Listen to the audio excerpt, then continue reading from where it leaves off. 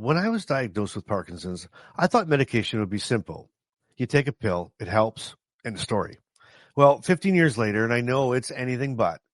This is my 15-year Parkinson medication timeline. The lessons I've learned and how my dosing schedule's changed. And at the very end, you've been asking for it, so I'll share it, my exact updated medication regime today. Welcome to Living with Parkinson's. The good, the bad, and the reality. Real talk, real life, real community with Bryce Perry. Let's begin.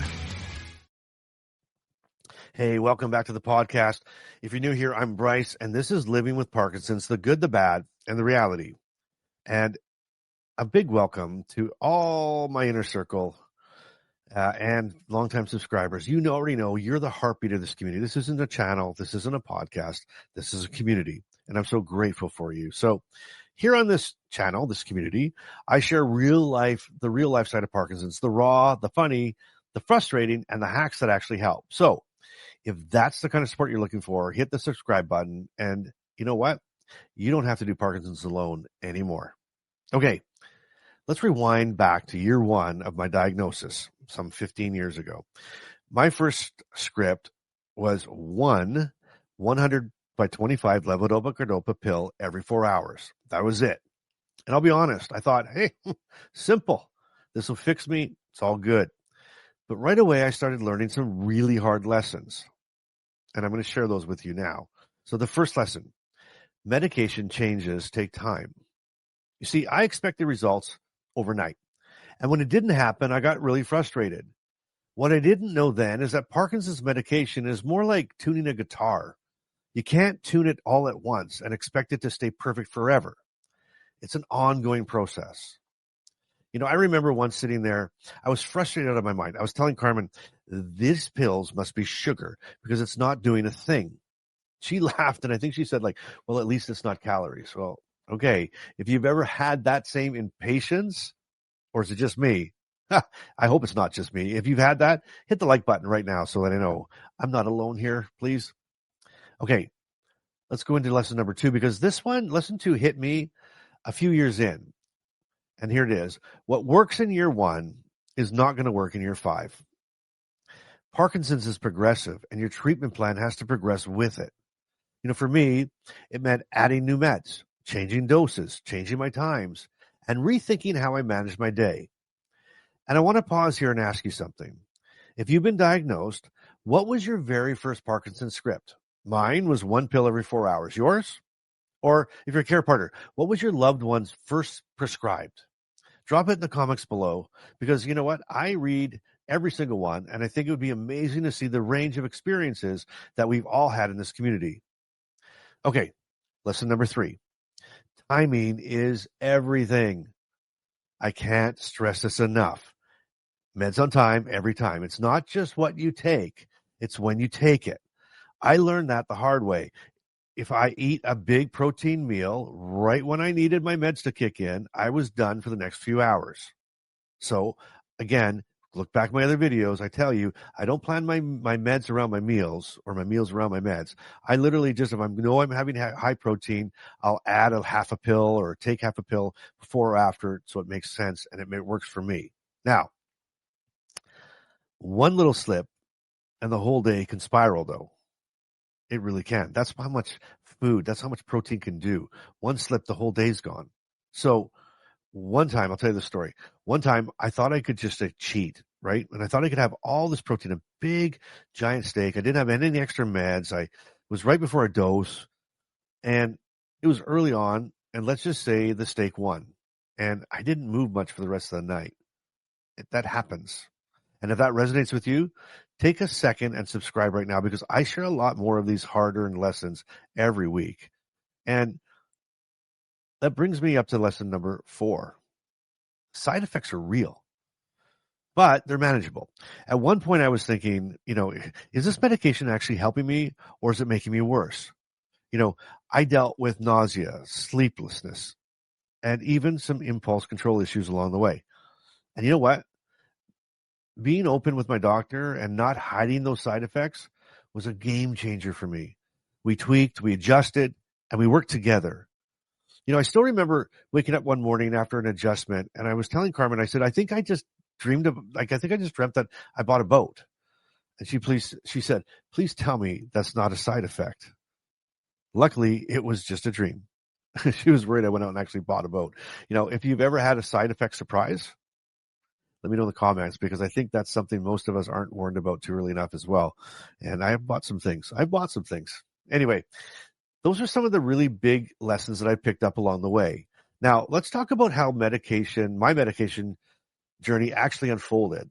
Okay, the year one, like I said, started out 1 levodopa every 4 hours. And those are the 100 by 25s, okay? And that kept me going for a while. But within that second year-ish, it wasn't cutting it anymore. And that's when my doctor added pramipexole.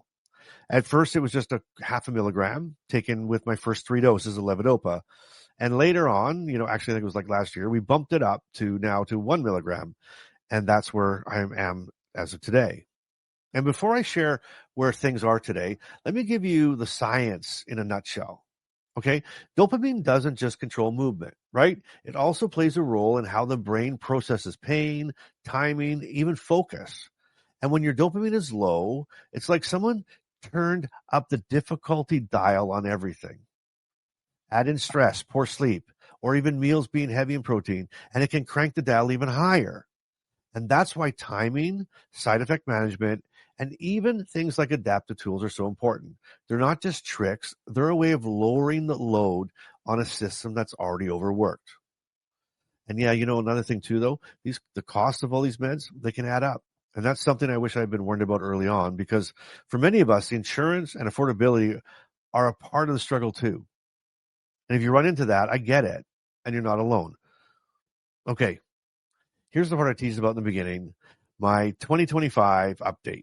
Okay, so today my schedule looks like this: 3 levodopa cardopa, 100 by 25, every 2 hours and 45 minutes.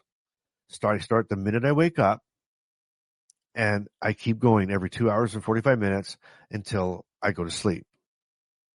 Okay, pramipexole, I take 1 milligram on my first 3 doses of levodopa of the day. So 3 pramipexole, 1 milligrams a day on my very first 3 doses.